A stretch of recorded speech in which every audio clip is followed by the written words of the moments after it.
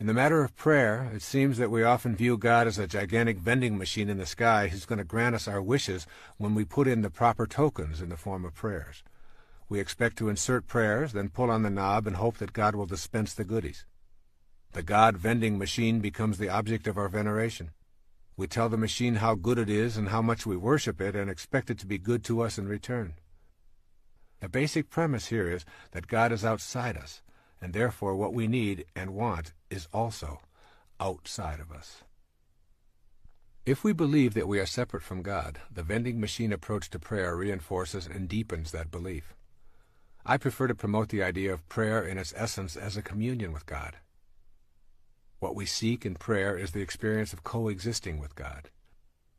Prayer is our communication of readiness for the desires of this sacred energy to manifest through our human form.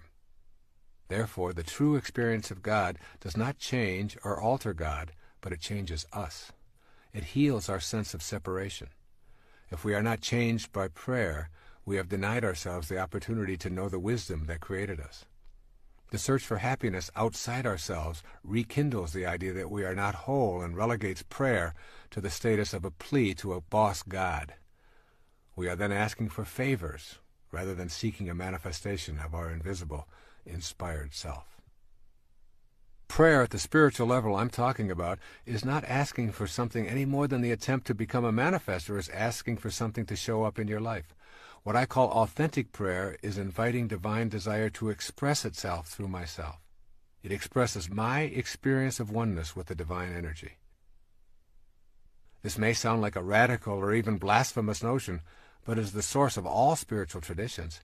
Here's a few examples. In Christianity, they say the kingdom of heaven is within you. In Islam, they say those who know themselves know their God. In Buddhism, they say, look within, you are the Buddha. In Vedanta, they say Atman, or individual consciousness, and Brahman, universal consciousness, are one. Yoga says God dwells within you as you. Confucianism, heaven, earth, and human are of one body. And in the Upanishads, the ancient texts of the Hindus, by understanding the self, all this universe is known. Overcoming your conditioning in this area is crucially important.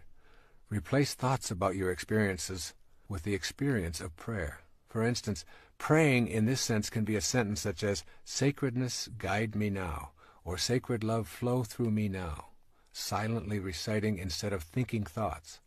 Prayer in this form is tilling and clearing the inner self of ego chatter, so that what you desire and what desires you can grow. My own personal practice of prayer is participating in a communion with God, wherein I see God within me and ask for the strength and the inner awareness to handle whatever confronts me. I keep reminding myself that heaven on earth is a choice I must make, not a place I must find. Trust, then, is the cornerstone of my praying, and with it comes the peace that is the essence of manifesting. And this idea of peace really becomes the result of this trust. You may recall that earlier I defined enlightenment as being immersed in and surrounded by peace. The more you trust in the wisdom that creates all, the more you will be trusting in yourself. The result of trusting is that an enormous sense of peace becomes available to you. As this awareness grows, you will discover that you are a more peaceful person, and consequently, that enlightenment becomes the way of your life. Being independent of the good opinion of others and being detached from the need to be right are two powerful indicators that your life is shifting toward a consciousness of trust in yourself and trust in God. Yet there are many people in our lives who disturb our state of peacefulness. The people whom we agree with and share similar interests with us are easy to accept and actually teach us very little. But those who can push our buttons and send us into a rage at the slightest provocation are our real teachers, disguised as manipulative, inconsiderate, frustrating, non-understanding beings.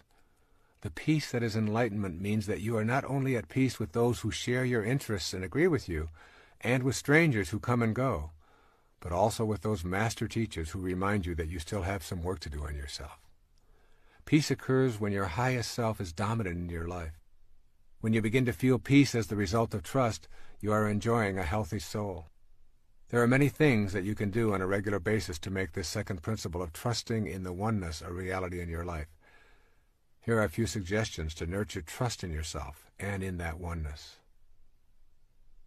The first is called begin by admitting your confusion or failures. When you're honest with yourself about every aspect of your life, you discontinue identifying with separateness. You then become ready for the insight that trust in yourself and trust in ultimate truth are one and the same. A second suggestion is to keep in mind that you cannot go to a higher ground if you're hanging on to a lower level. You cannot leave the physical world if you're so attached to it that you refuse to let go. The concept of trust involves surrendering to and trusting the God force. The third suggestion is to acquire a rebellious attitude toward the philosophy that preaches a style of God as boss, who is authoritarian and a benevolent tyrant. Rejection of this model does not mean that you are an atheist, but rather a believer in the true meaning of divinity. A fourth suggestion is to remember that trusting does not mean you never experience life's valleys. There will be peaks and valleys as long as you live in this physical plane. Do not abandon trust when your ego thinks things should be different than they are. It is better to embrace trust when darkness is present, knowing that light will follow. Begin to look for the lesson in the darkness, rather than cursing it. And a fifth suggestion is to take your serious problems and turn them over to God. Say something like the following: I've not been able to resolve these issues in my life. I would like to show my trust in the divine force by simply turning them over to your divine hands, which I know are also mine, and I trust that this action will lead to a resolution of these problems.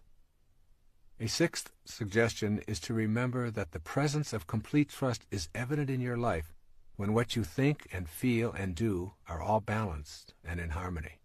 To say, I believe in a healthy body, and to practice eating in unhealthy ways dissolves trust in yourself. When you are incongruent with your thoughts, you are showing a lack of trust in the divinity that is your essence. And finally, a seventh suggestion: begin a meditation practice of contemplating the supreme principle that is beyond the pettiness of this world. Meditation is not merely making the mind think that it is meditating. Meditation is literally the embodiment of truth and trust. It is knowing that I can confront myself in a spirit of serenity, and that what I seek will be attracted to me. This, then, is the energy of manifesting, and it comes most frequently when the mind is quiet. It is the quiet mind that comes in contact with the truth. This process of closing my eyes and becoming serene gives me the ability to tap into that source of inspiration. Inspiration, the very word comes from in spirit. This second principle of manifesting leads us to a higher place within ourself. You will be a silent sage, moving through this material plane, knowing that you have tapped into a source of inspiration that provides you with all the sustenance you need. Indeed, you will begin to see how this earth plane is really a very big part of you, more so than you might ever have imagined.